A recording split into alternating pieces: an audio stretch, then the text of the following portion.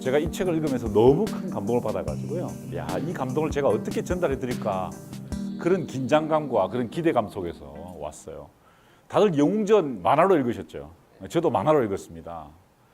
뭐 유명했던 신화적인 인물들, 지도자들에 대해서, 영웅에 대해서 우리가 공부를 했었는데, 야, 제가 잘못 이해했더라고요.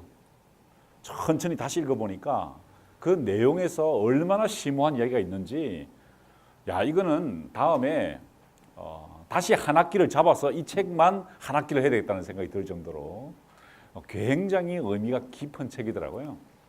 그래서 제가 오늘 여러분들께 그 아주 뭐라 그럴까, 세상을 보는 시각이 아주 예민했고 통찰력이 깊었던 플루타르코스라는 사람을 통해서 영웅의 모습을 한번 보도록 하겠습니다. 단순하게 여기서 영웅의 모습이 아니라요, 인간에 대한 모습입니다. 도대체 인간이란 무엇일까에 대한 성찰을 하고 있는데, 플루타르코스였습니다. 자, 이 사람이 어떤 인물이냐? 자, 보십시오. 기원 후 46년에 태어나서 120년에 죽었습니다. 학설에 따르면 127년일 수도 있다는 학설도 있습니다. 문제가 약간 심각해집니다. 왜냐하면 이게 120년이 되느냐 127년이 되느냐에 따라서 굉장히 심각한 문제가 있는데, 나중에 그 설명드리기로 하고, 이 사람이 로마 시대의 사람이었다는 것입니다. 플루타르코스는 분명히 그리스 사람이었는데 그 사람이 살았던 시대는 로마 시대였다는 것이죠. 이 사람은요, 플라톤 아카데미에서 공부를 했습니다. 왜? 그리스 사람이니까, 그죠? 그런데 그 당시 로마 사람들 중에서 플라톤 아카데미에 와서 공부하는 사람들은 대단한 그 학식을 갖춘 사람이었습니다. 로마 사람들 중에서 아테네로 유학 오는 것은요, 굉장한, 우리 같으면 하버드로 유학 가는 것하고 똑같은 것이었습니다.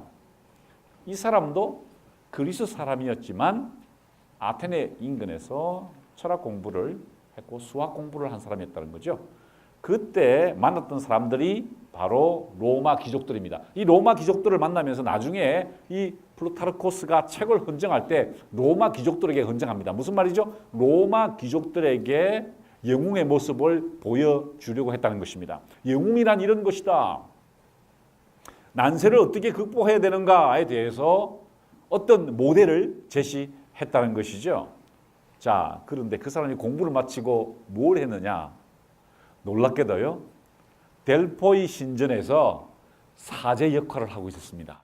아테네에서 한 2시간 정도 올라갑니다. 그곳에 가면은 여기에 아폴로 신전이 있죠. 이 신전에서 사제 역할을 했던 사람이 바로 플루타르코스였다는 것입니다. 그 당시 로마 사람들도 신탁을 받기 위해서 여기로 왔습니다. 저 페르시아 사람들 왔었죠. 많은 사람들이 여기에 신탁을 받기 위해 왔는데, 이 사람이 바로 그 신탁을 받는 업무를 총괄하던 수석 사제였다는 것이죠. 2명이 사제인데 높은 사람이었습니다. 그래서 이 사람은 사실은 이 로마 시대에 그리스의 델포이 신전에서 생활하던 사람이었다는 것이죠. 이게 여러분 이제 가시면은 이제 보시게 되는 그 델포이 신전의 원래 보건도입니다. 지금 가보시면 여기가 이제 입구가 되어 있고요. 나머지는 다 폐가 되어 있고, 여기 아까 보인 요게 요 터가 바로 아폴로 신전입니다. 여기 보시면 요겁니다. 요거. 이건 제가 위에서 찍은 거고, 이거는 밑에서 이렇게 그린 거죠. 제가 여기서 이렇게 찍은 게 이렇게 흔적만 남아 있었다는 것입니다. 아마 플루타르코스는 여기에 살고 있었을 것입니다. 여기서 이 사제 업무를 총괄했거든요. 신탁을 받는 업무를 총괄했었습니다. 그래서 아마 이곳에서 살면서 이곳에서 일어나는 신탁 업무를 수행했을 것입니다. 물론 플루타르코스는 신탁을 하는 사람은 아니었습니다. 신탁하는 사람들은 여성들이죠. 그렇죠? 오라클이라고 합니다. 오라클. 이 오라클 여성들이 신탁을 받는데, 플루타르코스의 하는 역할은 뭐냐면은 그 신탁을 받는 업무를 총괄하면서 순서를 정해주고 신탁을 해석해주는 역할을 했다는 것이죠. 바로 이 플루타르코스가 이곳에 살고 있습니다. 이런 방들은 뭘까요? 이런 집들은요, 각 도시의 보물창고였습니다. 델로스, 이런 데 있죠. 아테네, 스파르타, 이런 보물창고들이었어요. 왜 보물창고를 저기다 모아놨을까요? 일종의 은행 역할을 했습니다. 스파르타 사람들 여기서 신탁을 하면 돈을 내야 되겠죠, 그죠? 돈을 들어가면 위험하잖아요. 그래서 와서 여기서 빌리는 겁니다. 돈을 빌려가지고 신탁해서 쓰고 돌아가고 이렇게 했기 때문에 지금 가보면은 이런 신탁을 위한 그 보관소 같은 것들이 지금 흔적으로 쭉 남아있죠. 스테디움이 있었고요. 그렇습니다. 자, 그런데 이 프루타르코스가 어느 시대 사람이냐를 한번 보자는 것입니다. 여러분 오현제 이야기 들어보셨죠? 오현제. 로마 제국이 가장 왕성했을 때가 바로 오현제 시기를 말합니다. 그 오현제 때 네르바, 트라이아누스, 하디아누스, 안토니우스 피우스, 마르쿠스 아울렐리우스에 대한 이야기는 들어보셨을 거예요. 가장 유명한 마르쿠스 아울렐리우스 무슨 책을 썼죠? 고백록을 예. 수상록이라고도 하죠. 이렇게 나는 왜 뭐 인생에 대해서 성찰하는 그 유명한 책을 썼습니다. 그런데 이 플루타르코스가 어느 시대 사람이냐? 바로 요 사람의 시대였다는 겁니다. 요 사람. 트라이아누스 시대. 아까 제가 127년일 수도 있다 그랬죠. 그럼 어떻게 될까요? 여기까지 연결됩니다. 그러니까 어떻게 보면 요 사이에 있었던 분이다라고 볼 수 있습니다. 로마 제국이 가장 왕성할 때, 가장 정점에 있을 때, 제국의 꼭대기에 있을 때 이분이 바로 사제로서 일하면서 이 로마의 귀족들에게, 자기 친구들에게 영웅이란 이런 것이다. 난세를 극복하는 영웅들은 이렇게 행동해야 된다는 것을 가르치기 위해 쓴 책이 바로 영웅전이라는 책이죠. 이 사람 시대에 트라이아누스 시대로부터 이 사람이요 그 인근 도시의 시장 역할을 했다라고 알려져 있습니다. 그런데 중세 문헌 중에 하나가 뭐냐면은 하드리아누스의 총애를 받았다라는 기록이 있어요. 야, 이건 정말 심각한 문제입니다. 왜? 만약에 이 사람이 그런 경험을 했다. 아직 확정된 건 아닙니다. 학계에서 논쟁이 많아요. 만약에 그렇다. 그러면은 이 사람의 역할은 굉장히 올라갑니다. 잘 보십시오. 오현제의 차이점이 있습니다. 얼굴 모양에서. 수염이 없고 수염이 있어요. 그죠? 이게 무슨 차일까요? 왜 이 사람들은 수염을 길렀을까요? 바로 그리스 때문에 그렇습니다. 이 사람부터 그리스를 따라하기 시작합니다. 여러분 플라톤 기억나세요? 플라톤의 국가를 보면은 누가 통치해야 되죠? 철학자 왕이죠. 그죠? 황제는 뭐가 돼야 돼요? 철학자가 돼야 된다는 겁니다. 철학자가 된다는 건 뭐죠? 그리스 스타일이 된다는 겁니다. 이 사람부터 그리스 스타일로 따라갔어요. 그죠? 그래서 그 다음부터는 패션이 전부 다 수염으로 나갑니다. 이쪽은 전부 다 뭡니까? 옛날 율리우스 가문의 흔적이죠. 원래요, 이것도 머리를요, 이 머리가 보세요. 좀 촌스럽죠? 왜 이런지 아세요? 원래는요, 율리우스 가문이, 아우구스투스 가문이 머리를 이렇게 그리지 않았어요. 머리를 장발로 길었어요. 장발로 길었는데, 공화파들은 어떤 파입니까? 아니, 귀족들은 어떻게 단장을 좋아하죠. 그죠? 여러분, 제가 만약 여러분 앞에서 이 머리를 이렇게 장발로 해가지고 왔으면 여러분 별로 안 좋아하시겠죠. 그죠? 여러분은 보수적인 사람들이기 때문에, 기독권자들이기 때문에 그런 체제 발항적인 걸 안 좋아해. 그래서 제가 머리를 이렇게 단정하게 오잖아요. 이렇게. 마찬가지 이 사람들이 이렇게 한 거예요. 그래서 단정하게 공화파나 귀족층에게 다 해가 되지 않는 날을 보여주기 위해서 의도적으로 저렇게 잘랐어요. 그런데 보십시오. 이 사람부터 그리스 스타일을 따라했다는 겁니다. 재미있는 것은요. 이 사람의 역할이 있었다는 거죠. 이 사람이. 만약에 진짜 이 사람부터 이 사람 때까지 살았다 그러면은 이 플루타르코스가 그리스 영향이 상당히 지배적으로 되었는데 이때부터 플루타르코스의 영향이 굉장히 컸다는 것을 알 수 있죠. 자, 어쨌든 이 트라이아누스 시대에 활동한 것은 분명합니다. 이 트라이아누스가 어떤 사람이냐를 따라야 되겠죠. 그죠? 로마에는요. 이런 속담이 있습니다. 펠리시오 아구스토 멜리오 트라이아노. 아우구스투스보다 더 행운이 있기를 트라이아누스보다 더 탁월하기를. 이게 무슨 말입니까요? 굉장히 탁월한 사람이라는 겁니다. 아주 탁월한 사람이에요. 황제, 오형제 중에서 정말 이 성실함과 업적 면에서 최고였습니다. 그 다음 하드리아누스는 그리스를 사랑했다는 것하고 부지런함에서 뛰어났고 그 다음에 안토니우스 피우스는 그야말로 파이우스했다는 거예요. 경건했다는 겁니다. 굉장히 경건한 사람이었어요. 그 다음에 마르쿠스 아울리우스는 철학자였죠. 그죠? 그런데 이 사람은 어떤 업적을 내는 데 있어서 어떤 목표를 달성하는 데 있어서 이 사람만큼 따라갈 사람이 없었다는 거예요. 최고의 황제였습니다. 그래서 이것을 우리는 오현제라 이렇게 하는데 그 두 번째 사람이었다는 것입니다. 역사가들은요 이렇게 기록하고 있습니다. 로마 역사가들은 이렇게 오현재 기간 동안은 아니 이 사람 말고 이 다음에 안토니우스 피우스 때는 이렇게 이야기해요.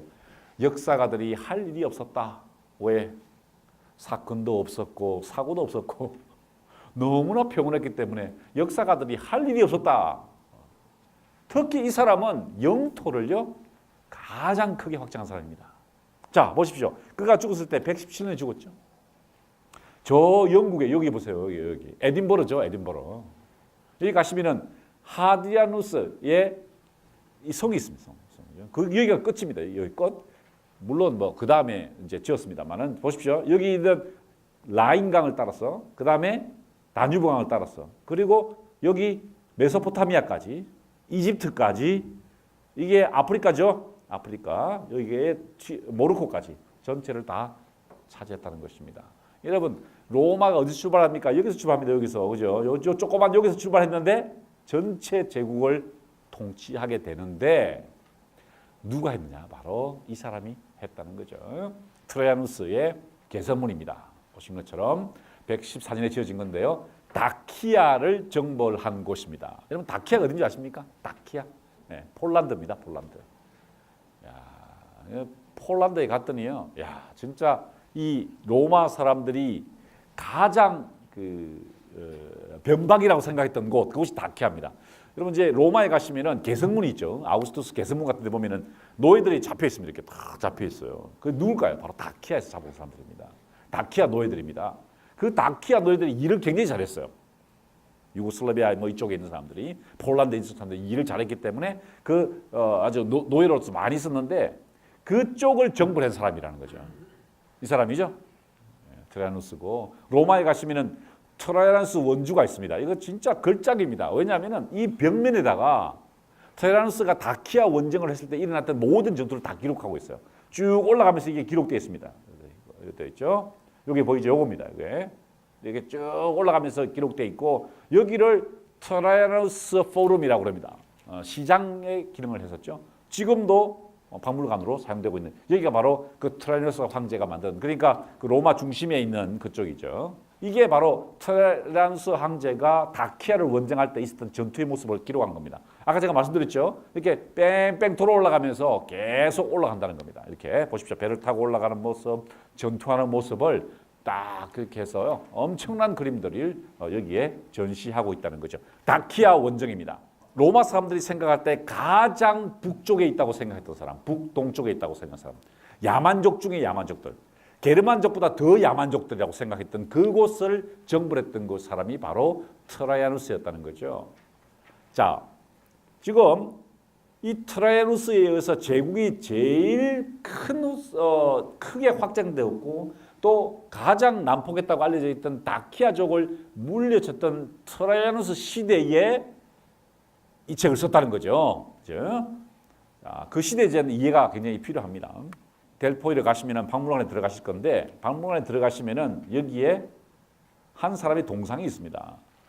어떤 사람들은 이 동상을 소크라테스다 이렇게 이야기를 합니다. 머리가 벗겨지고 좀 늙었고 못생겨서 그렇다는 설이 있는데 어떤 학자들은 이걸 플루타르코스일 것이다라는 설도 있습니다. 왜? 플루타르코스가 여기서 활동했던 사제이기 때문에 플루타르코스하고 소크라테스가 그냥 비슷하게 생겼던 모양이에요. 근데 사실은 잘 보면은 플루타르코스가 조금 잘생겼고 소크라테스가 조금 더 못생겼다는 것, 더 이렇게 뚱뚱하고 그런 것을 볼 수 있어요. 자, 그래서 이 사람이 책을 썼습니다. 어떤 책이냐? Lives입니다. Lives. 그러니까 생애란 뜻이죠. 생애. 영어로는 생애라고 되어 있습니다. 자, 그런데 여러분이 잊지 말아야 될 것이 있습니다. 우리 한국의 학자들이 놓친 게 있다는 거예요. 이 책을 읽으면서 천병희 선생이 놓친 걸 찾았어요. 그게 뭐냐? 우리 천병희 선생님께서 이 책을 번역을 하셨어요. 이 책을. 자, 보십시오. 플루타르코스 영웅전이에요. 그런데 발췌를 했어요. 발췌를 다 못해요. 다 못합니다. 이걸 다 하려고 그러면은 이런 책이 5권이 더 나와야 돼요. 다 번역하려면은. 그래서 중요한 인물들을 발췌를 했는데 실수를 하셨어요. 무슨 실수를 하셨느냐? 자, 이 책이 어떻게 써있느냐? 이거 보세요. 책이 4권입니다. 한 권이 아니에요. 그 내용이 뭐냐? 그리스에서부터 23명을 기록하고 있고 로마에서 로물루스부터 갈바까지 23명을 기록하고 있다는 겁니다. 무슨 말입니까? 이 사람과 이 사람을 짝을 이루고 있다는 거예요. 리크루고스와 누마와 솔론과 포플리콜라와 이렇게 짝을 맞추고 있다는 거예요. 더 놀라운 것은요. 이 짝을 맞춘 다음에 그 뒤에 또 한 그림, 더 짧은 글이 나옵니다. 무슨 글일까? 비교하는 글입니다. 그런데 우리 천백의 선생님이나 여러분이 읽으셨던 만화책은 그 둘을 비교하지 않았죠. 그냥 한 사람씩 영웅의 이야기를 쭉 써놓은 겁니다. 실수였다는 거죠. 꼭 비교를 해봐야 됩니다. 자, 다시 한번 정리할까요? 이 사람은 그리스 사람입니다. 그죠? 그런데 로마 시대, 최광의 시대에 그리스 사람과 로마 사람들 비교했습니다. 자, 그러면 어떻게 글을 쓸까요? 그럼 어떻게 글을 쓰시겠습니까? 어떻게 글을 쓰시겠어요? 자, 지금 우리나라가 일본에게 정벌을 당했다 칩시다. 일제시대 때. 예? 일제시대라고 칩시다. 그러면은 우리가 책을 써요. 근데 일본 사람 한 명하고 한국 사람 한 명을 비교해. 그럼 우리 어떻게 쓸까요? 글을? 처음에 어떻게 써야 됩니까? 일본 사람 대단하다 써야죠. 그죠? 맞지 않습니까? 그래야 금리를 통과할 거 아닙니까? 일본 사람 대단하다. 근데 뭐랄까요? 그러나 한국 사람이 더 대단하다는 쓰게 되겠죠. 바로 이겁니다. 보세요. 로물루스 대단하다. 그런데 테세우스 더 대단하다. 더 훌륭하다는 거예요. 더 훌륭하다. 얘 문제 있다는 거예요. 그러면서 그걸 드러내는 거예요. 얘보다 얘가 더 나았다는 거예요. 근데 끝을 어떻게 되면 됩니까? 끝에 어떻게 돼야 될까요? 그런데 얘도 사실 조금 문제가 있었다 이렇게 끝내야 돼요. 왜? 그래야 또 독자들이 기분이 좋은 거 아니에요. 그죠? 그렇지 않습니까? 일본 사람들이 읽는다고 생각해 보세요. 처음부터 그래 일본 사람 괜찮다. 그래 괜찮지. 근데 한국 사람이 더 괜찮아. 뭐야 이거? 그죠? 쭉 가다가 나중에 이 한국 사람 약간 문제가 있었어. 그럼 일본 사람 어떻게 할까요? 그래 뭐 그렇지. 하고 넘어갈 거 아닙니까? 그 교묘한 글쓰기가 여기에 전개됐다는 거죠.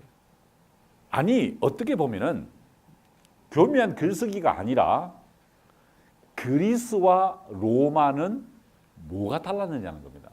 야, 이거 진짜 우리가 이 공부하는 이유일지도 모릅니다. 요즘 우리 공부하는 방식이 뭐죠? 여러분들이 지난번에는 사기를 공부하고 지금은 그리스를 공부하는 이유가 뭐죠? 우리 것을 알고 남의 것을 알고 이런 거죠. 마찬가지라는 거죠. 이 사람도 그리스는 뭐고 로마는 뭘까에 대해서 고민을 해본 겁니다. 그래서 그리스가 시작되었던 테세우스는 어떤 사람이었을까? 그리고 로물루스는 어떤 사람이었을까를 분석하는 글을 쓴 겁니다. 그 다음 또는 뭘까요?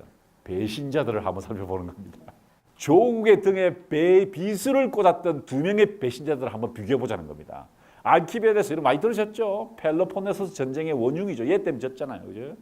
얘하고 코리올라누스 로마의 배신자였습니다. 이 배신자가 어떻게 배신을 때렸는가에 대해서 조사를 한 겁니다. 자, 여러분 그 이전까지 우리는 어떻게 공부했어요? 투키디데스가 펠로폰네소스 전쟁 썼을 때 알키비아데스 때문에 망했다 그랬죠. 그죠? 알키비아데스 때문에. 그러면 이 사람은 어떻게 했을까요? 알키비아데스가 억울한 누명을 썼다 라고 썼겠죠. 그죠? 맞죠? 그리스 사람이니까 알키비아데스 물론 잘못했다. 그런데 약간의 오해가 있었다 뿐만 아니라 이놈이 더 나쁜 놈이었다는 겁니다. 자, 이렇게 풀기 시작하면 어떻게 될까요? 제가 여러분들에게 강의를 테세우스하고 로물루스하고 리크루고스하고 누마하고 쫙 다 해야 돼요. 그러니까 한 학기가 더 필요하다는 겁니다. 그죠? 자, 다 할 수 없습니다, 오늘은. 그래서 제가 이 노란색을 친 거 요 두 개만 할 거예요. 건국자와 배신자들만 할 겁니다. 궁금하시죠? 나머지 이 두 사람이 도대체 어떻게 됐을까? 왜 니키아스는 성실한 장군이었고 크라수스는 나쁜 장군이었을까? 이 사람도 좋은 장군이었을까? 뭐 이런 거 굉장히 흥미로운 이야기입니다. 그래서 다 할 수 없기 때문에 그것이 궁금하신 분들은 동아 비즈니스 리뷰를 보시면 됩니다. 자, 그래서 제가 오늘 여러분들께 이 두 가지를 소개할 겁니다. 건국자와 배신자. 이걸 하는 이유는 뭐죠? 이제 여러분들이 그리스가 어떻게 시작되었는가, 그 다음에 앞으로 공부할 로마는 어떤 나라였을까? 그 다음에 굉장히 중요한 이야기입니다. 바로 이 이야기를 통해서 인간의 본성에 대해서 한번 생각해 보시죠. 인간의 본성. 자, 인간의 본성이 변할까요? 그 문제를 이 프루타르쿠스가 이야기하고 있습니다. 이거 너무나 철학적인 이야기인데요. 자, 보십시오. 프루타르쿠스는 이렇게 보았습니다. 전체적인 개괄입니다. 이거는 로마적인 것이 뭐냐는 겁니다. 로마 콜로세움이죠. 활동하는 삶을 추구합니다. 그렇죠? 로마 사람들은 제국이었기 때문에 활동하는 삶을 추구했고 운대함을 추구했고요. 제국을 지향했고 원형극장입니다. 이게 로마적인 겁니다. 그리스는 어떤 사상일까요? 바로 숙고하는 삶, 아름다움, 도시국가, 반원형이라는 겁니다. 여기에서는 비극이 상연되었고 로마에서는 뭐가 있었죠? 글래디에이터도 있었다는 것입니다. 달랐다는 거죠. 자, 지금 플루타르코스가 그리스 사람이 무슨 이야기를 하는 걸까요? 자, 로마에서 이루어지는 글래디에이터보다 그리스에서 일어나고 있는 이 반원형에서 일어나고 있는 연극이 진짜 우리가 주목해서 들어야 될 이야기라는 거죠. 도시국가에서 있었던 이야기와 제국에서 있었던 이야기는 달랐다는 겁니다. 활동하는 삶과 숙고하는 삶은 달랐다는 거죠. 바로 이 이야기를 플루타르코스는 자신의 책에서 이야기를 해보고 싶었던 것입니다. 자, 핵심 내용이 뭐냐? 제국의 시대에 로마가 제국으로 갔죠. 제국의 시대에 그리스적인 것의 가치가 무엇인가에 대한 공부입니다. 팽창과 확장 속에서 그리스적인 것의 가치는 무엇일까를 두 짝으로 비교해 놓은 책이 바로 영웅전이라는 것입니다. 그러니까 다시 말하면은 플루타르코스는 영웅에 대해 쓴 게 아닙니다. 뭘 대해서 썼을까요? 두 문화권의 차이, 더 나아가서 로마적인 시대의 그리스적인 것의 가치에 대해서 쓴 것입니다. 어떻게 보면 이 수업이 이번 강의의 핵심 내용인지도 모릅니다. 여러분들이 그리스를 공부하는 이유가 바로 우리 시대의 그리스를 보자는 것 아닙니까? 그렇다면 플루타르코스가 우리를 인도하는 지혜의 선생이라는 것이죠. 자, 지금부터 제가 그러면 여러분들께 그 그리스 이야기를 한번 해드리도록 하겠습니다. 특별히 그 그리스 중에서 어떻게 건국이 되었는가인 테세우스와 로물루스 이야기를 해드리겠습니다. 이렇게 시작합니다. 아름답고 이름 높은 아테나이를 세운 테세우스를 무적이며 영광스러운 로마의 아버지 로물루스를 서로 붙여서 소개하는 것이 좋겠다는 생각이 들었다.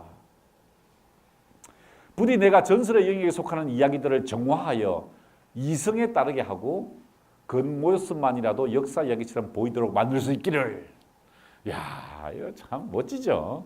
약간 전설 이야기라는 거예요. 그런데 이걸 역사적으로 내가 규명해 보겠다는 뜻이죠. 그러나 그 내용이 아무리 읽어도 믿음이 가지 않고 있을 법하지 않은 부분에 대해서는 너그러운 독자 여러분들께서 고대의 이야기를 염두에 두시고 슬그머니 넘어가 주시기 바랍니다. 이렇게 썼어요. 무슨 말입니까? 옛날 이야기라는 거예요. 옛날 이야기. 그런데 거기에도 의미가 있다는 겁니다. 여러분, 옛날 이야기에 의미가 숨어 있죠. 그것은 옛날에 있었지 않았던 이야기를 한 것이 아니라 있지 않았지만 의미가 있는 이야기를 우리가 가지고 있죠. 바로 그것을 보자는 겁니다. 그게 무엇일까요? 로마 시대에 로마 제국이 최고로 확장할 때 그리스 가치를 보라는 겁니다. 여러분, 그 테세우스 이야기는 많이 들어보셨을 거예요.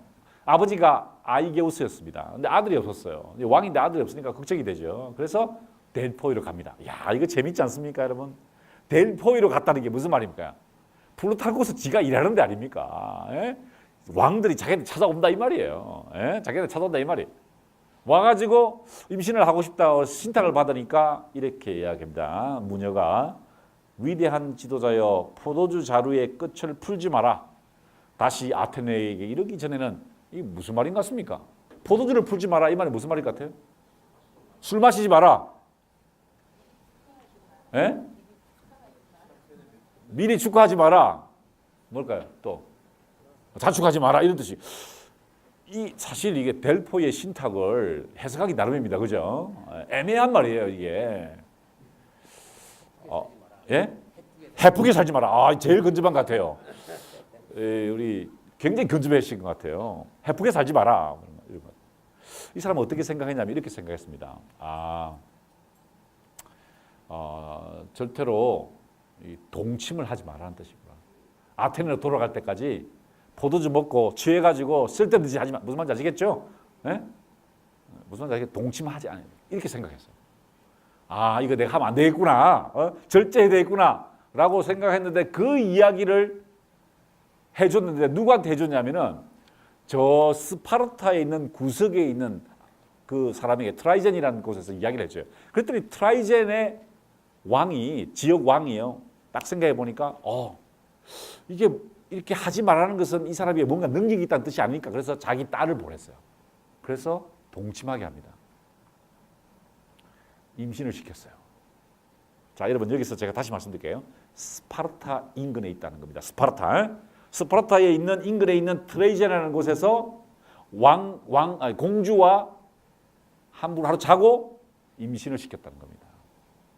그랬더니 그 공주가 울고 불고 하면서 나를 버리면 어떡하냐고. 그랬더니 신표를 줍니다. 뭘까요? 바로 칼 있죠. 칼을 탁 주면서 이걸 바위 밑에 숨길 테니까 네가 아들이 태어나면은 이 아이가 이걸 바위를 드러내서 끄집어내면은 우리 아들인 걸 내가 알겠다. 그렇게 이야기를 하고 떠납니다. 그래서 보십시오. 나중에 이 아이가 자랐습니다. 그렇죠? 자라가지고 바위를 끄집어내고 이 뭡니까? 이거 찾아내는 거죠. 자, 이것도 보십시오. 여기 밑에 있죠? 갑옷과 여기 보시는 칼을 찾아냅니다. 자, 그런데 트로이젠이 어디냐? 여기입니다. 여기입니다. 자, 여러분 여기 보십시오. 여기 아테네입니다. 그죠? 여기가 뭡니까? 이쪽이 바로 델피 신전, 델포이 신전입니다.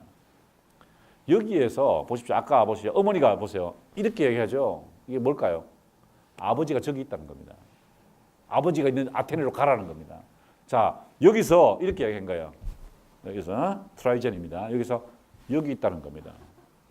그러면은 배를 타고 가면 하루 길이었어요. 그죠? 그런데 테세우스가 요 길로 안 가고 요 길로 안 가고 이거 내가 이거까지 만들었네. 요렇게 하는 거예요. 12가지 과업을 수행합니다. 어디서 많이 들은 얘기 아니에요? 헤라클레스의 12가지 과업입니다. 여러분 헤라클레스가 어디의 왕이죠? 바로 스파르타의 왕이었어요.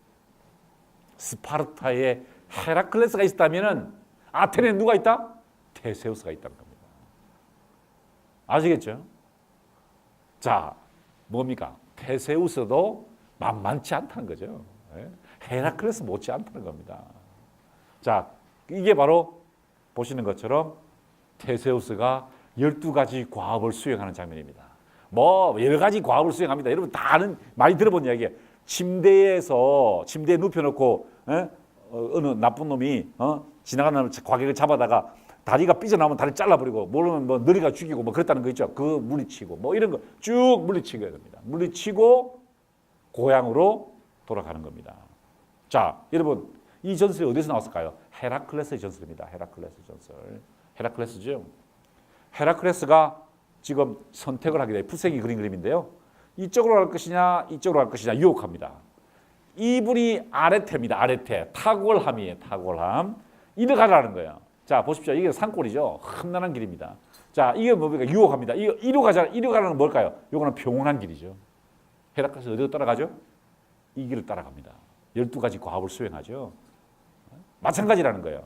테세우스도 험난한 길을 갔던 거예요. 100길로 가면 될 텐데 헤라클레스를 따라서 험난한 길을 가서 아테네를 괴롭히는 괴물들을 차례로 제거하고 아테네에 도착한다는 겁니다. 자, 이건 피렌체에 있는 조각인데요. 이 스파르타의 영웅 헤라클레스의 12가지 과업을 따라하고 아테네의 영웅이 되었다는 것입니다. 굉장히 높이 평가하는 거예요. 자, 그래서 돌아왔습니다. 돌아와가지고 보시는 것처럼 자기 아버지에게 칼을 보십니다. 아들이 돌아온 거예요. 네? 아들. 그랬더니 아테네 시민들이 좀 기분 나쁩니다. 왜? 이 사람이 죽으면은 왕자가 없어서 죽으면은 자기들이 민주국가를 이룰 수 있으라고 생각했는데 아들이 들어왔어요. 기분이 좀 나빠요. 그랬더니 이 아들이 이제 이 아테네의 신망을 얻기 시작합니다. 어떤 사건이었느냐? 바로 마라톤에서. 마라톤 하면은 다 490년에 있었던 페르시아 전쟁만 생각하는데 테세우스의 선회가 있다. 거기서 이 황소가 돌아다니면서 그냥 들이받아 사람들을. 그래서 보시는 것처럼 황소를 잡아다가 옵니다. 황소를 때려잡는 테세우스의 모습이죠. 자, 여기서 한번 또 점수를 땄습니다. 그죠? 야, 이제 문제를 하나 해결해 준 거예요. 야, 이제 문제 쫙 이제 해결했었어요. 또 다른 문제가 있습니다. 어떤 문제일까요? 가장 심각한 문제죠. 크레타입니다. 크레타. 자, 여기 보세요. 인공위성에서 찍은 사진인데 이게 크레타입니다. 크레타는 굉장히 중요한 곳이죠. 왜 중요합니까? 제우스가 이곳에서 태어났다는 설이 있어요. 신화에는 제우스가 여기서 태어납니다. 아버지가 죽이려고 그러니까 여기서 태어났어요. 동굴에서. 뿐만 아니라 미노스 문명이 있는, 크레타의 미노스 문명이 있는 곳이죠. 자, 여기가 보십시오. 저 멀리 있는 이쪽이 아테네입니다. 아테네. 아테네고 이쪽이 섬이죠. 매 9년마다 각각 7명의 청년과 처녀를 바쳐야 됩니다. 그러면은 크레타의 미노스 왕에게 종을 바치면은 그 미노스 왕은 어떻게 했죠? 지하 동굴에 집어넣어서 누가 돼 먹입니까? 미노타우로스. 괴물 아시죠? 괴물들 먹입니다. 보시는 것처럼 제법 길이 꼬불꼬불해요. 미노처럼 보여요. 미노스 문명이 이 크레타 아닙니다. 여기에 바쳐야 돼. 이 바치는 이거. 벌써 벽화가 이런 그림이 그려졌어요. 들어갔더니 누가 막 그를 영접하죠? 그의 공주 아드리아드네가 비밀을 일러주죠. 뭐라 그럽니까? 들어가면 길을 잃는다는 거예요. 그래서 어떻게 하라고 그러죠? 실타래를 풀어라. 그래서 보세요. 여기 실타래 있죠? 실타래 풀고 들어가가지고 이 괴물과 싸우게 됩니다. 테세우스가 아테네를 괴롭혔던 그 미노타우로스를 물리치고 드디어 돌아옵니다. 보세요. 괴물은 목을 잘랐어요. 목을 잘라가지고 미노타우로스를 물리친 테세우스입니다. 영웅이 되었습니다. 영웅이 되었어요. 이야, 너무 그래서 배를 타고 확 들어왔는데 큰 실수가 있었죠. 여러분 아는 이야기일 거예요. 그죠? 아티케 해안에 가까워 왔는데도 불구하고 아무도 아이게우스 아버지죠. 무사 귀환을 알리는 돛을 달지 않았다. 자, 무사 귀환하면 돛을 올리라고 그랬거든요. 근데 너무 기분이 좋아서 노를 저전하고 잊어버렸어. 그래서 아버지가 그걸 보다가 아들이 죽은 줄 알고 자살합니다. 여기서 뛰어내려서 자살했어요. 그래서 테세우스와 길잡이가 깜빡 잊은 것이다. 절망에 빠진 아이게우스는 절벽에서 몸을 던져 산산이 부서지고 말았다. 여기서 팍 죽었다는 겁니다. 그래서 이 바다를 뭐라 그러죠? 에게라고 그런다는 거예요. 에게. 자, 이제 영웅이 되었죠. 아버지도 돌아가셨어요. 뭐가 됩니까?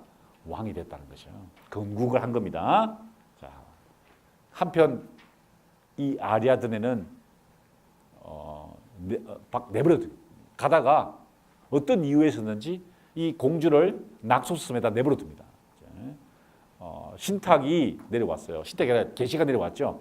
바쿠스가 나타나서 이 내 여자들 네가 데려가냐 그래서 내버려 두니까 얘가 바쿠스를 만나서 바쿠스와 사랑을 나누게 됩니다. 나중에 밤하늘의 별이 되죠.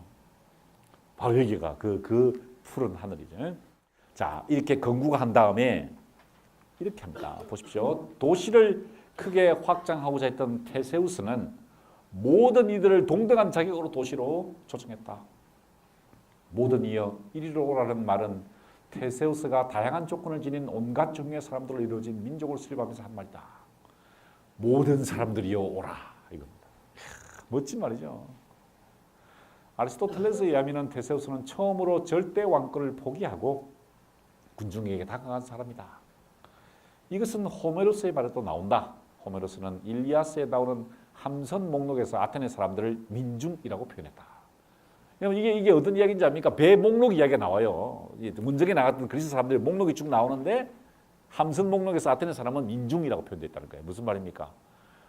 이 테세우스가 왕권을 버리고 민주적인 국가를 이루었다라는 것입니다. 자, 이런 얘기를 왜 할까요? 플루타르쿠스가 이런 얘기를 왜 합니까? 로마 시대에 그리스의 가치를 이야기를 하는 거예요. 어떤 이에게도 도움을 요청하지 않고 홀로 여러 훌륭한 업적을 이루었으니 보라 또 다른 헤라클레스가 나타났다는 말은 테세우스를 두고 하는 말로 통용되었다고 한다. 통용되었다가 아니고 통용되었다고 한다. 이게 무슨 말이야? 자기 책임 안 진단 말이죠. 예?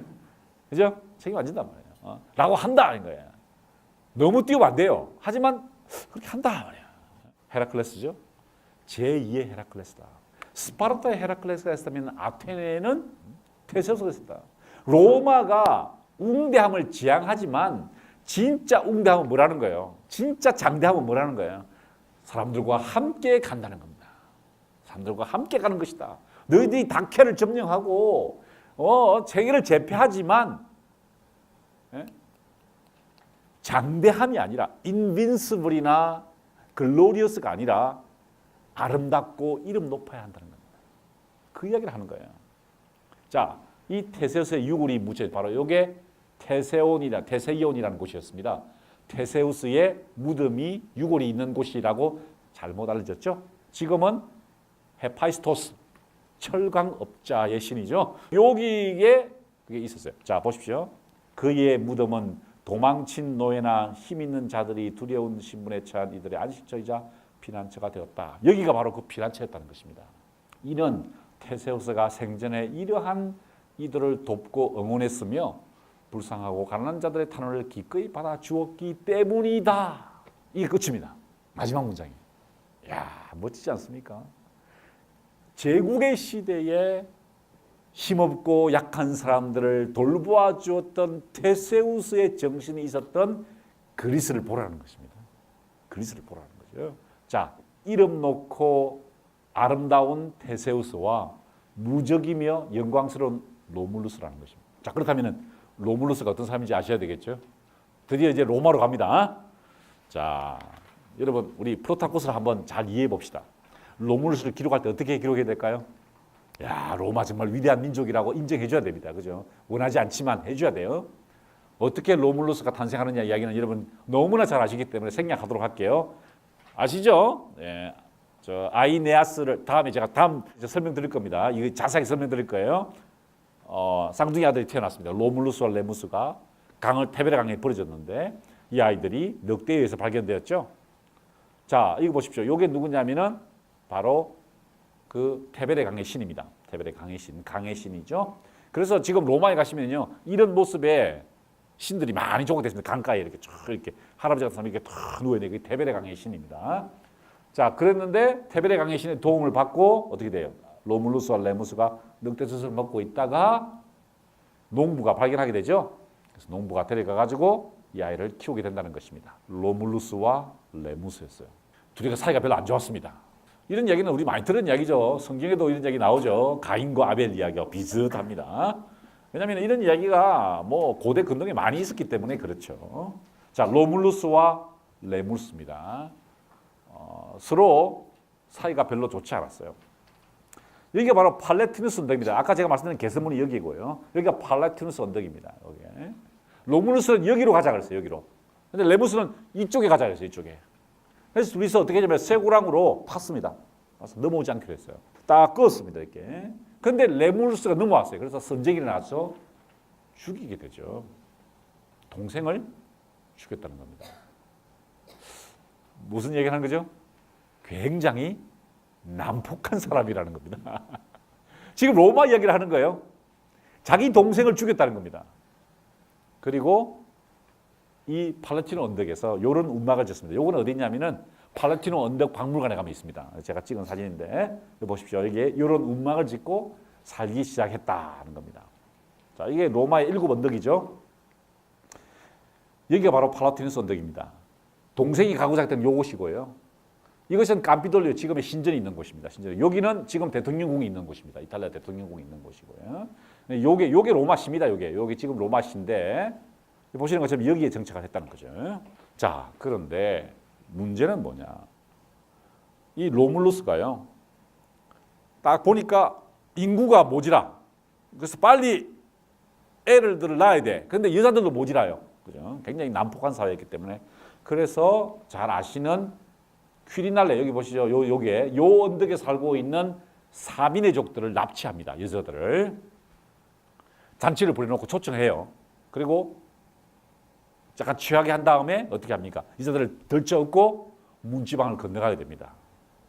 그래서 여러분 서양 영화를 보면은 신혼여행 가서 어떻게 합니까? 여자들을 안고 문지방을 건너가죠. 바로 그 풍습이 여기서 생긴 거죠.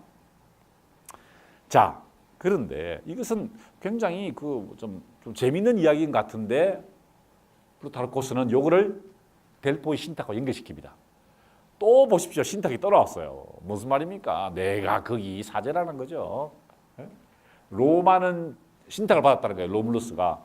로마는 전쟁을 자양분으로 삼아 팽창할 것이며 가장 크고 위대한 도시가 될 것이다. 여러분 이게 무슨 이야기입니까? 바로 이 글을 쓰고 있던 로마 시대에 로마 제국이 최고의 위대한 도시가 되었죠. 그렇죠? 자기 자신의 위상을 지금 로마와 비유하면서 자신의 말에 신빙성을 올리는 작업을 했다는 것이죠. 자, 그래서 납치를 해가지고요. 보시는 것처럼 집단으로 납치를 해서 여자들과 가서 살림을 차리고 인구를 증대시키게 되었다는 것입니다. 자, 이런 로물루스에 대해서 어떻게 평가하느냐? 로물루스는 복종이 아니라 명령을 내리기 위해 태어난 사람이다 라고 표현합니다. 어휴, 무서운 말이죠. 자, 로마 사람들은 복종하는 게 아니라 명령 내리는 사람이었다는 것입니다. 로마 사람들. 그러다가 보세요. 싸우기죠. 나중에 사비네족과 로마족이 전쟁을 합니다. 근데 누가 말립니까? 바로 사비네 여인들이 와서 울면서 호소합니다. 에? 남편과 아버지에게 호소해. 친정 아버지에게 당신들이 전쟁을 하면은 나는 누가 이기든지 한쪽을 잃게 된다는 거예요. 그죠? 남편을 잃든지 아니면 자기 친정 아버지를 잃든지 싸우지 말라고 눈물로 호소를 해요. 그래서 화해가 됩니다. 이게 바로 다비드가 그린 사비네 여인의 전쟁이라는 뜻이죠. 이렇게 화해를 했어요. 그런데 화해도 잠시뿐 사비네 왕 아크론을 결투로 제압하고 그의 갑옷을 빼앗아버립니다. 여러분 갑옷을 빼앗는다는 건 뭘까요? 모욕적인 겁니다. 아주 모욕적인 거예요. 근데 보십시오. 이 로물루스가 사비네 왕 협상하기로 해놓고 같이 공존하기로 해놓고 공동왕으로 했는데 공동왕으로 사기로 해놓고 보십시오. 빼뜨려 버렸다는 거죠. 자, 그리고 로마를 군사제도를 개편시킵니다. 이게 그 당시의 로마입니다. 기사 100명과 보병 1000명을 조달해서 각 주변 국가를 다스리게 합니다. 굉장히 호전적인 사람이었다는 것이죠. 그래서 로물루스를 이렇게 평가합니다. 예상치 못한 행운 덕분에 권력과 명예를 거머쥔 거의 모든 사람들과 마찬가지로 자신의 업적에 도취되어 좀 더 거만한 태도를 취했으며 대중적이며 기존의 방식을 바꾸어 군주의 방식으로 바꿨다. 자, 뭡니까? 로물루스가 동생을 죽이고 사비네족들을 배신 때리고 최고의 왕위를 이루었다는 겁니다. 그런데 행운 때문에 권력을 잡은 사람이 대부분 그러하듯이 자신의 업적에 도취되었다는 거죠. 그죠? 그렇게 되죠? 도취됩니다. 와, 내가 이걸 해냈는데 도취됩니다. 그래서 문제가 생겼다는 겁니다. 군주의 길로 갔다는 겁니다. 그의 최후는 어땠느냐? 비극적입니다. 로물루스는 갑자기 사라졌고 그 어느 부분도 찢어진 옷가지조차 발견되지 않았다. 혹자는 불카누스 신전에서 여러분 이게 불카누스가 뭡니까? 바로 헤스파이토스입니다. 이거 비교하는 거예요. 아까 테세우스는 뭐예요? 사람들이 찾아왔다는 거죠. 그걸 찾아왔다는 거예요. 그런데 불카누스 신전은 뭡니까? 말을 바꾸었어요. 기가 막히는 거죠. 헤스파이토스 신전이 사실 북한이거든요. 같은 말이거든요. 이 신전에서는 그가 죽임을 당했다는 거죠. 회동했던 원로원들이 로물루스를 덮쳐 죽인 뒤 시신을 토막낸 다음 각각 한 토막씩 옷에 숨겨 가져갔다고 추측한다 합니다. 야, 이거 섬뜩한 이야기죠. 그죠? 굉장히 무서운 이야기예요. 비교를 합니다.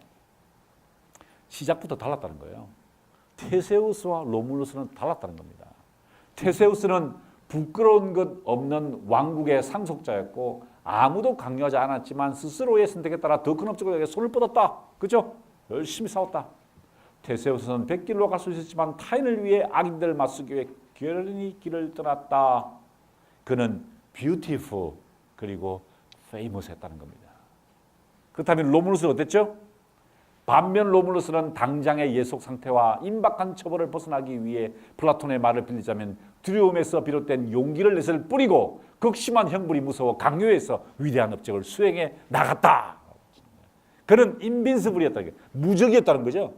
영광을 추구했다는 거예요. 그러나 진짜 가치는 여기에 있다는 거예요. 프루타르코스가 그리스적 가치를 뷰티풀과 페이머스로 소개했다는 거죠. 뷰티풀과 페이머스. 자, 여러분 이제 조국의 배신자에 대한 이야기들 한번 들려드리도록 하겠습니다. 자, 이 또 다릅니다. 알키베데스. 여러분 다 아시죠? 알키베데스가 어디입니까? 바로 소크라테스 제자예요. 이 사람이. 알키베데스. 우리 공부했습니다. 저기 투키디데스의 펠로폰네소 전쟁사를 해서 궁지를 몰아넣었던 이 인물이잖아요. 그죠? 아주 타락했는데 소크라테스가 데려와가지고 잘 훈련을 시켰는데 굉장히 부정적으로 되어 있죠. 투키디데스는. 근데 보십시오. 여기서는 약간 중립적입니다. 불에 달아 무르게 된 쇠가 찬물에 들어가면 다시 단단해지고 그 입자가 더 촘촘하게 뭉치듯 그는 허영과 방정으로 가득한 상태에서 소크라테스를 만날 때마다 스승의 가르침을 통하여 수축되고 모양을 갖추었으며 겸손하고 조심스럽게 되었다. 뭡니까? 아, 이거 괜찮았다는 거예요. 예? 이거 나쁜 놈 아니었다는 겁니다. 괜찮은 애였다는 거예요. 예? 자, 아시죠? 소크라테스와 함께 싸웠어요. 바로 이곳에서 알키베데스가 소크라테스가 함께 싸우면서 소크라테스가 어떻게 행동하는 걸 보게 되죠. 그죠?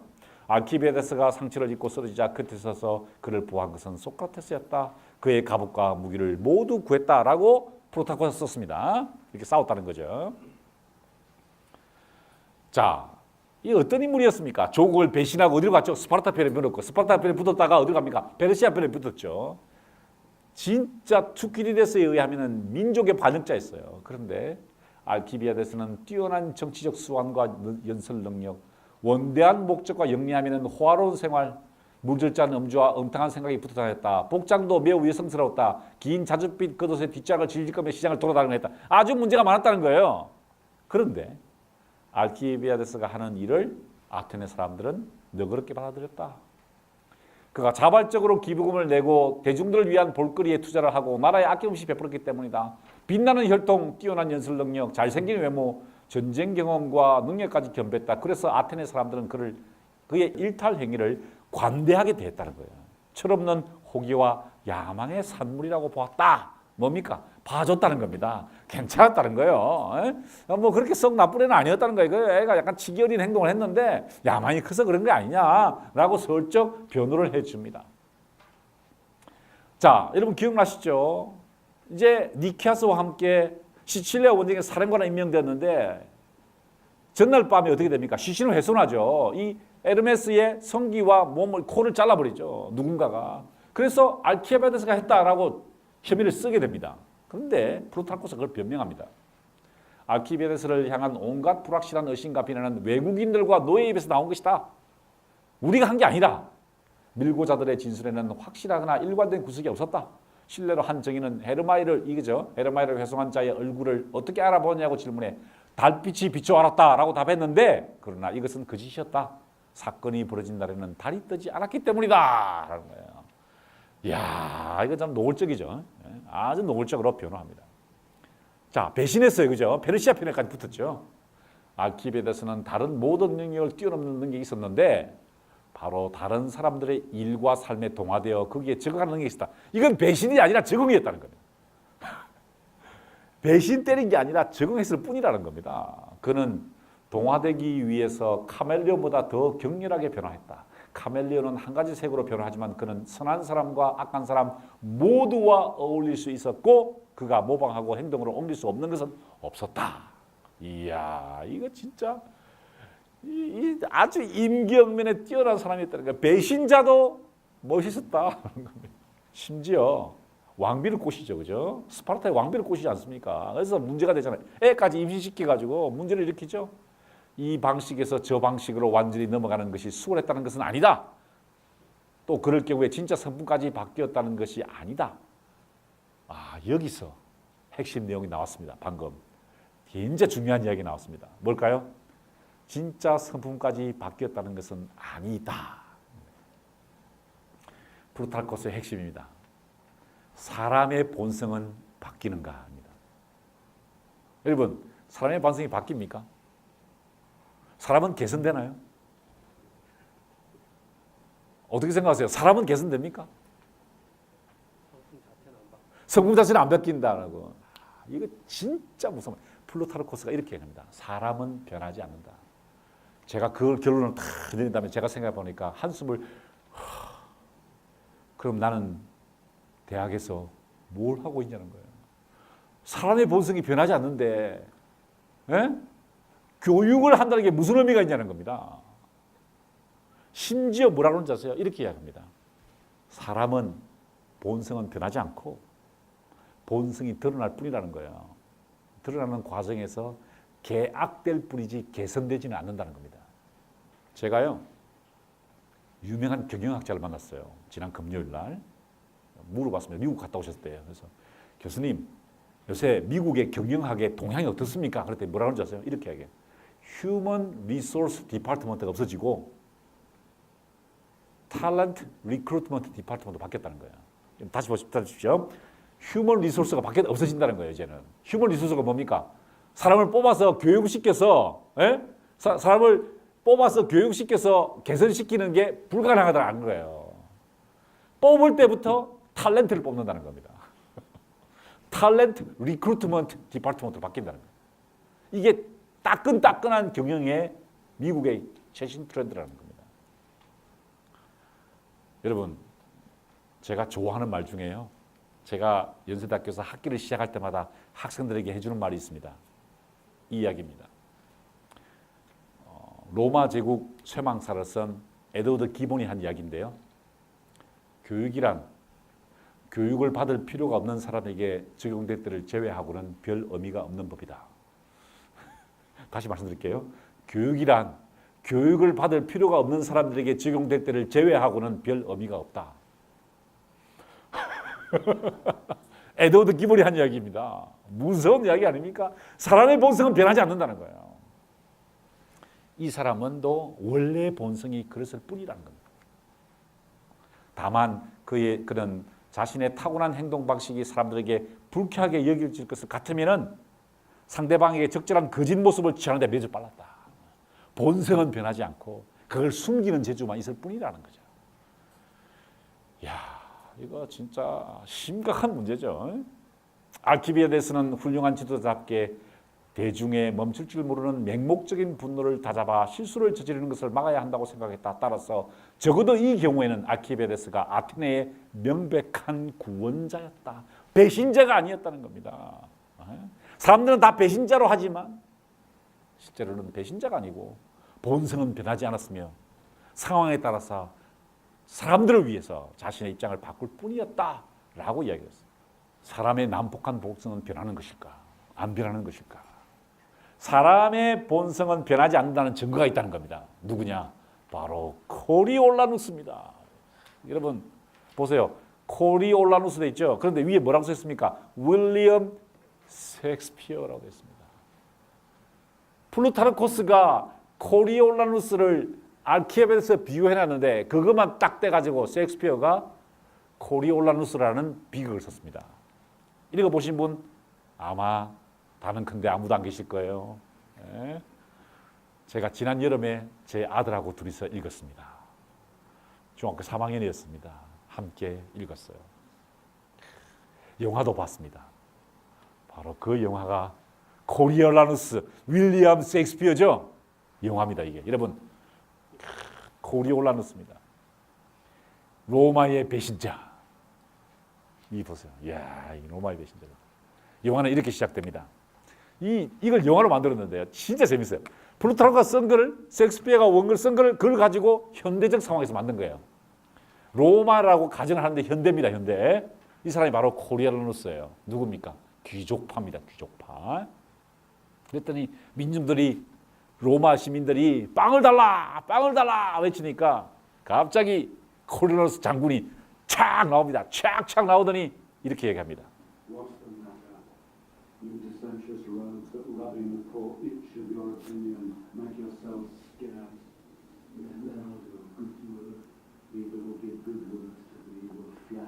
민중파와 귀족파입니다.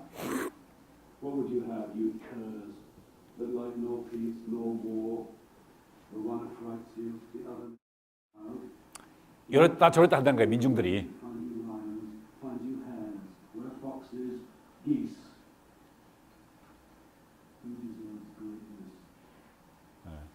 영웅들은 너희들 같은 천한 것들에게 정오를 받는다는 거예요. Trust me, with every minute you do change your mind and call him noble, as now you hate him vile, that was your darling. What's the matter? But in these several places of the city you cry against the noble senate, who, under the gods, keep you in awe, which else would feed on one another. Go, get your home. Fragment. 방금 뭐라 그랬습니까? You fragment. 이야, 여러분 뭐라? You stupid people 이런 게 아니고 You fragment는 뭐예요? 너희들 파편 같은 인간들이야. 쓸데없는 인간들이라는 거야. 너그럽고 고귀한 본성도 수양이 부족하면 농부의 손길이 닿지 않은 땅으로 변한다. 좋은 열매와 함께 쓸모없는 것들 또한 상당량 생산해내는 것이다. 이를 몸소 입증한 것도 바로 마르키우스다. 이 사람이요, 마르키우스 가이우스 코리올라누스입니다. 쾌락이나 고된 사업, 금전이나 보상에 대한 그의 무관심이 시민들의 존경을 받은 것 또한 사실이다. 때문에 존경을 받았다. 시민들은 그를 자존심과 투지가 있으며 정의로운 사람이라고 칭했다. 그러나 동등한 시민으로서의 그와 교류할 때면 그가 감사할 줄 모르고 부담스러워. 아까 얘 봤죠? 아주 경밀하잖아요, 그죠? 오만하다는 생각에 불쾌하지 않을 수 없었다. 실로 무사히 여인들의 호의로 인간이 누리게 되는 모든 이익 가운데서 수양과 훈련을 통한 본성의 부드러운 변화만큼 위대한 것은 없다. 본성이 변할 수 있는가? 본성은 수양을 통해 절제를 배우게 되고 지나침을 버리게 된다. 그런데 안 변했다는 겁니다. 이 사람이요, 코리올리라는 불스키족들의 마을을 점령합니다. 이 영화 보면 기가 막혀요. 막 혼자서 막 싸우는 거예요. 막 죽이고 근데 다 용감하게 싸웁니다. 그래서 로마로 기원했을 때 코리올라누스를 정복을 했다. 그래서 코리올리를 정복했다. 그래서 코리올라누스. 여러분 스키피오 아프리카누스죠, 그죠? 그 뭡니까? 스키피오가 아프리카를 정복했다는 뜻이죠. 코리올라누스를 취한 자라는 뜻입니다. 돌아와서 독재관으로 임명됩니다. 돌아왔을 때 이 장군들이요, 막 여기 돌아오는 장면입니다. 돌아왔을 때 장군들이 원로원들이 다 치고를 내고 독재관이 되어달라고, 우리나라를 통치해달라고 그랬더니 성금을 막 내리겠다 그러니 이렇게 이야기합니다. 군마 한 필요는 감사히 받겠으며 집정관님의 칭찬도 기쁘지만 나머지는 모두 사용하겠습니다라고 하고 다 시민들이 나눠줘 버려요. 자기 부하들에게. 그러니까 굉장히 절제하는 사람이었다는 거예요. 용감한 사람이었다는 거죠. 탁월했다는 겁니다. 지금 어떻게 플루타르코스가 쓴 거예요? 뭡니까? 로마는 절제하고 탁월하다는 거예요. 그런데 오만하다는 겁니다. 딱 돌아왔을 때 자기 아내에게 이렇게 합니다. 나의 자유로운 침묵이요. My gracious silence. 무슨 말입니까? 남자가 일을 하고 있을 때 여자가 안에서 자자자 하면 시끄럽다는 거예요. 침묵을 지켰다는 거예요. 조용히 잘 했다는 거예요. 그래서 My gracious silence. 그래서 투표를 하는 과정인데요. 보세요. 마르키우스가 17년간 군인으로 활동하며 얻은 흉터를 드러냈을 때 시민들은 그의 무용을 알아보지 못한 것을 부끄러워했고 그에게 표를 주기로 동의했다. 몸에 상처를 있죠. 몸에 이 로마 옷은 이렇게 어깨가 드러나잖아요. 싹 드러나는데 여기에 막 전쟁 때 입은 상처가 17군데 나 있는 거예요. 보여주는 사람들이 와 용감하다라고 해서 독재관을 임명했다는 겁니다. 그래서 독재관이 임명됐어요. 마르키우스는 자제심이나 인내심을 갖고 대처하지 못했다. 그는 격정적이고 분쟁을 마다하지 않는 성격을 마음껏 드러냈는데 그것이 더욱 위대하고 고결한 행위라고 생각했기 때문이다. 그는 정치가 가져야 할 가장 중요한 덕목, 즉 이성과 수양을 통해서 얻어지는 위엄과 가정을 갖고 있지 못했다. 공직을 맡은 사람은 무엇보다 플라톤이 고덕의 동지라고 불렀던 아집을 피해야 하는데도 이를 알지 못했다. 남들과 어울릴 줄도 알아야 하며 심한 조롱거리가 될지언정 기꺼이 비난을 감수할 줄도 알아야 하는데도 그렇지 못했다. 직선적이고 고집스러웠던 그는 만물을 항상 정복하고 지배하는 마음은 용기에서 나온다고 믿었다. 본성이 그랬다는 겁니다. 자, 어떻게 된다는 거예요? 공직에 있는 사람은 비난을 감수할 줄 알아야 된다는 겁니다. 참을 줄 알아야 된다는 거예요. 네? 참을 줄 알아야 된다는 거예요. 근데 로마 사람들은 어떻게 했죠? 말 안 들으면 코리올라누스를 통해서 비판을 하고 있는 겁니다. 그래서 추방을 당합니다. 영구 추방을 당해버려요. 재판을 받아요. 그 과정도 진짜 재밌습니다. 재판 받는 과정도. 자, 보세요. 쫓겨나서 이제 방랑하는 거예요. 분노와 깊은 정오가 그를 흔들고 있었다. 분노가 사실은 고통에서 비롯되는 것을 아는 사람은 많지 않다. 고통은 자체의 불꽃에서 소진되고 분노로 변형되어가는 과정을 통해서 깊은 곳에 숨겨져 있던 본성이 드러난다 하는 것입니다. 이야, 이게 진짜 이게 저 혼자만 감동하는 거예요. 이게 본성이 드러나네. 분노 속에서 본성이 드러난다는 겁니다. 숨겨져 있던 본성이 드러날 수밖에 없다는 거예요. 누굴 찾아갑니까? 볼스키를 찾아갑니다. 자기의 적에게 찾아가요. 탁 앉아서 만납니다. 실제로 똑같아요. 실제로 그 프루타르코스의 책과 똑같아요. 자신을 주방한 로마를 보복하기 위해서 볼스키족의 툴루스입니다. 툴루스가 누구냐? 바로 이 사람. 많이 본 얼굴이죠? 300의 주인공이었죠. 여기서는 이 사람으로 툴루스로 나옵니다. 이게 볼스키족이고 로마죠. 항복을 한 거예요. 나를 이용하라는 겁니다. 어디서 많이 들어본 이야기 아닙니까 이거? 알키비아데스 똑같은 거죠. 알키비아데스가 스파르타 편에 붙고 페르시아 붙은 거 똑같은 거예요. 얘도 볼스키에 붙었다는 겁니다. 죽음이 두렵다면 왜 여기 왔겠소? 나를 내친 사람들에게 복수하기 위해 왔으며 내가 그대의 부하가 되는 순간 복수는 이미 시작되어 그러니 적을 쳐부수고 싶다면 내 재앙을 이행하시오. 내 개인의 불행을 볼스키족 전체의 행운과 바꾸시오. 이걸 셰익스피어가 아름다운 영어로 바꾼 겁니다. 야, 여러분 그 한 문장 한 문장 읽어보십시오. 셰익스피어는요. 나는 영국 사람들이 인도와 바꾸지 않겠다. 셰익스피어를 한 말이 무슨 말인지 알아요? 진짜 감동적입니다.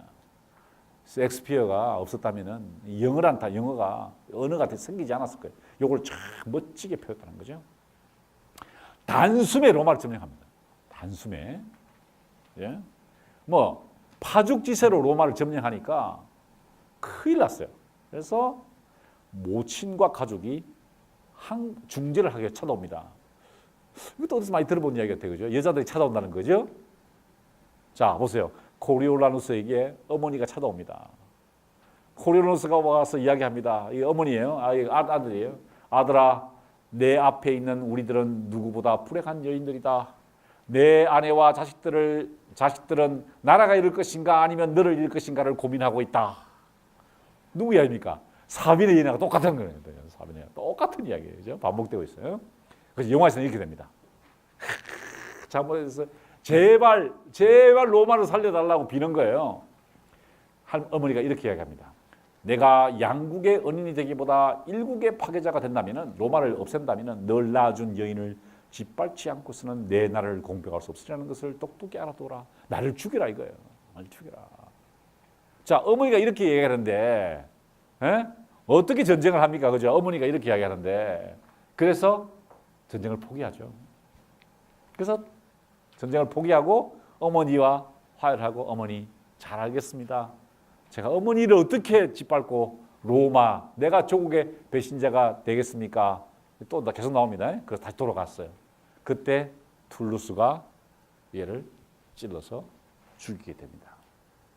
자, 보십시오. 조국의 등을 뚫었던 배신자들. 아니 이것은 배신하지 않았다, 배신했다 이 문제보다 더 심각한 이야기를 우리에게 해줍니다. 인간의 본성은 과연 변하는 것일까? 아닌 것일까? 자, 이제 여기서도 백미가 나옵니다. 비교하는 글이에요. 직설적이고 성격이 단순하다는 것이 마르키우스에 대한 주된 평판이었다. 직설적이었다는 거죠. 반면에 알키비아데스는 부도덕하고 진실하지 못한 방식으로 공부를 돌봤다. 이게 뭡니까? 딱 이제 로마 사람들 띄우는 거예요. 로마 괜찮았다. 약간 안 좋았다 이거죠. 그리스.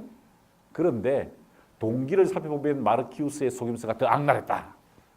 알키비아데스가 야심이나 정쟁 상대의 영향을 받았다면 마르키우스는 단지 본성적으로 분노에 굴복했다.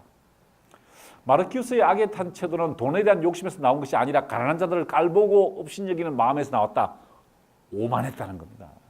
반면 알키비아데스는 만나는 사람들을 따뜻하게 대해주는 법을 알고 있었으며 그가 성공을 거두고 있을 때 그의 명성에 선의와 존경심이 뒤돌았다. 때로는 그의 실수마저 매력적으로 보였다.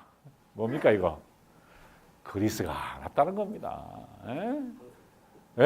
그리스가 괜찮다는 거예요. 그래서 알키비아데스 그렇게 나쁜 놈 아니었다는 겁니다. 매력적이었다는 거예요.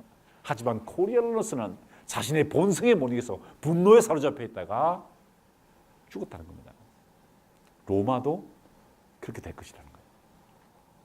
지금 다키아를 물리치고 확 확장해가고 있는데 그렇게 확장 일본도를 가다가는 당신들도 코리아노 시점 될 것이다. 마르키우스에게 이런 단점이 있었기는 해도 진짜 엉키는 부분이에요. 왜?